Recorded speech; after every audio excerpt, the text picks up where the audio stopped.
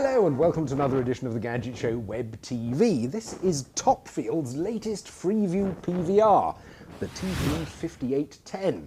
For those of you unfamiliar with the concept of Freeview PVRs, they're basically digital set-top boxes with built-in hard drives that offer you the same sort of functionality as Sky Plus, but using the digital terrestrial signal that comes from your rooftop aerial.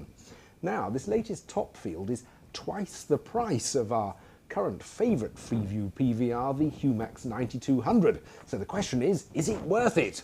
It's got a number of plus points. One is that it's got an HDMI socket, so it can output to the HDMI socket of a high-definition TV, and it'll upscale the standard definition Freeview pictures.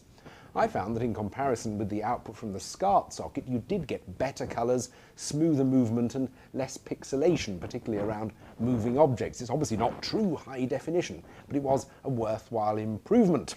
It's also got a massive 500GB hard drive. That's enough for 250 hours of programmes. Other things to like include the switchable EPG. In one view, you get the whole evening's programmes on each channel with information about them on the right-hand side, or you can easily switch at the flick of a button to a more conventional timeline view like you'd expect from Sky Plus. I found the record series function worked well, and the box also has two tuners, so in certain circumstances at least you can record two programmes while watching another. Like other Topfields, it's also very easy to copy programs off onto your PC. If you go to their website, download a program called Altair, install it on your computer, connect the box up via USB, and you get this interface where you can see all the programs you recorded. You can effortlessly copy them over. You can also copy things in the other direction. For example, MP3s you've got on your computer, you can put them onto the box and play them through your telly. And one of the great things about Topfield boxes is that they're endlessly customizable. If you go to their enthusiasts website, toppy.org.uk, you'll find a whole list of things called TAPs, or Topfield application programs. These are all downloadable and they enable you to do lots of different things with the box, like customize the EPG, get screen grabs, delete channels you don't want. All great, but I think these TAPs are where one of the first of my problems with the 5810 lies. Basically, a lot of these TAPs aren't yet written for the new box, and one of them in particular is missing. It's one which allows you to add padding to recordings. The Topfield box, like many others, uses a system called Freeview Playback, which takes the cue for when it switches into record and out of record from signals broadcast by the broadcaster. I think it's far better to override that system and put in a bit of padding. The Humax allows you to do this.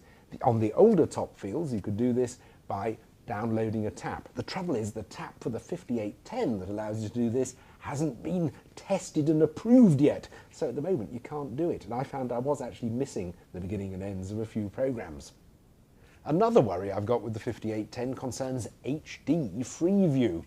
There seems to be some debate on the internet as to whether the 5810 will be able to handle the new high-definition Freeview broadcasts, which are set to go nationwide from next year. The very authoritative Toppy forum suggests that the 5810 can't actually handle them.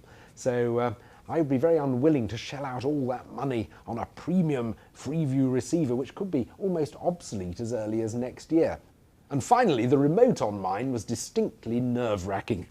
It either was very slow to respond or gave 2 button presses when you only meant 1. All very irritating. So, is the new Topfield worth the money? Well, it is very nearly the ultimate Freeview PVR for those who don't mind spending quite a bit. However, until they get those issues resolved, I can't wholeheartedly recommend it.